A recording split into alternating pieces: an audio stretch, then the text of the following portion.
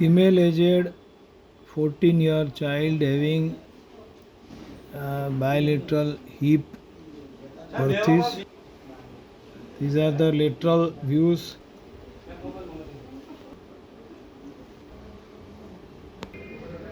This is the gait and function of this child. फिर वापस जाओ, बैठ जाओ उधर। लेटरिन में कैसे बैठते हो? क्या तकलीफ है? कोई तकलीफ नहीं है? ऑपरेशन नहीं कराना? इस बच्ची के अगर एक्सरे देखे जाए तो एक्सरे के हिसाब से उसका ऑपरेशन करना पड़े, लेकिन जब मरीज को देखते हैं कोई तकलीफ ही नहीं है तो कोई ट्रीटमेंट की ज़रूरत नहीं।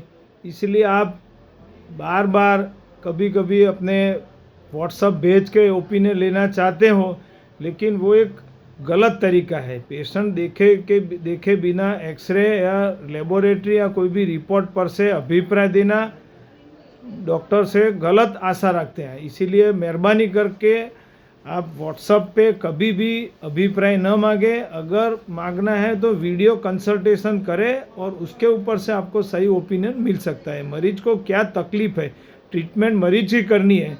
ट्रीटमेंट एक्सरे या एमआरआई या रिपोर्ट की नहीं करने की है, ट्रीटमेंट मरीज की करनी है। इसीलिए आपको नम्र विनंती है बार बार कि आप व्हाट्सएप पे अभिप्राय डॉक्टर का मांगने की कोशिश मत करो।